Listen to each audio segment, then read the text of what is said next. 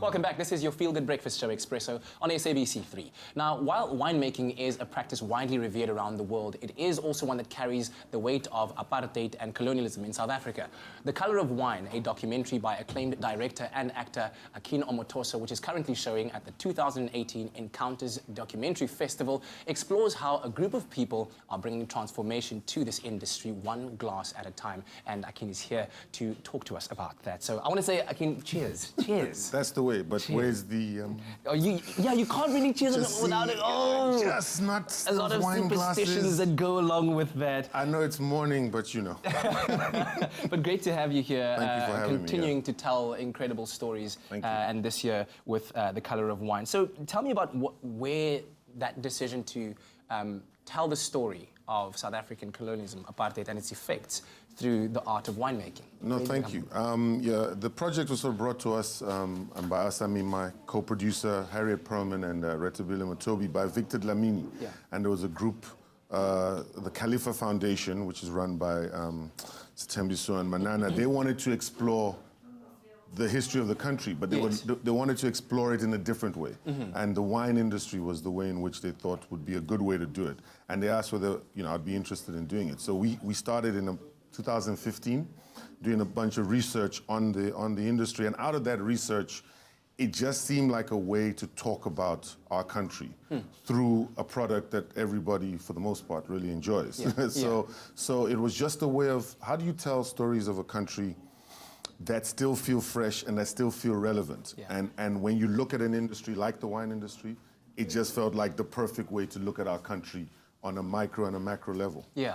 And then, of course, comes the part where you choose the people you'll involve in this production, in telling this story. So there are 4 particular winemakers. What was it about them that you thought would make them the ideal people to tell the story in the way it should be told? Well, all of them are brilliant winemakers, and they were also at the cusp of democracy. So they went to university at the point in which South Africa was making the transition from apartheid to the new democracy. Mm-hmm. So they were at the crux of what is the potential of our country. So when you talk about an industry that was very lily white, and what is the country going to become?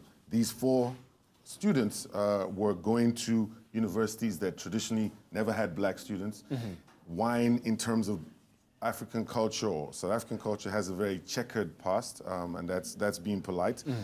So they were at the crux of this change, and that's why they were like the people to look at. So in a way, it's a bit of an origin story. You can talk about change, you can talk about transformation. What does it look like? Yeah. And what does it mean on the ground? Yeah. And Nsiki, Carmen, Dumisani, and Nati were, apart from just being brilliant people, they were the ideal people to tell the story through. Yeah. And they were really, really generous. And looking at where they are, how far they've come, do you think it means that the industry, perhaps maybe even an extrapolation into the country, is moving in a positive direction? And if not, what still needs to be done in this particular aspect? Well, I think, look, you know, it's never, the glass is half full, half empty, you know, so the country continues to, we try to continue to define ourselves. Like, mm-hmm.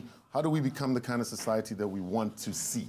Yeah. So I think that's no different in the wine industry, and the success of people like Nsiki and Carmen, Unati and Dumisani is good.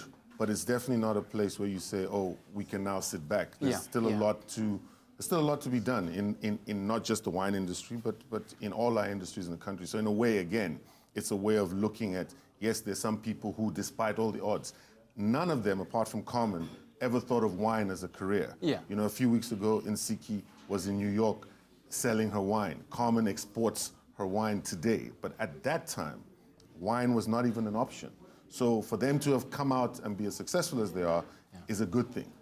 But it also tells you that there's still a lot of work to be done. Absolutely. An intriguing story, to say the least, and the fact that you're even bringing expert opinion from wine experts from around the world should offer a great perspective on the bigger picture of things. So I can't wait to see it, and I hope that it'll be sold out. Is it sold out? Can we still get tickets for tomorrow? There's still tickets available for tomorrow. The lobby screening. It's going to be great. We're going to have a Q&A. The winemakers will be there. So, and you know, you might just taste a bottle or two. You might actually be able to say cheers properly. Yeah. Akin, thanks so much for joining Thank us. you very much. So check out The Color of Wine by Akin Omotoso, which is screening at the 2018 Encounters Documentary Film Festival on the 2nd and the 7th of June at the Lobby in Cape Town, and then on the 10th of June at the Bioscope in Johannesburg. For more information and tickets, go to encounters.co.za.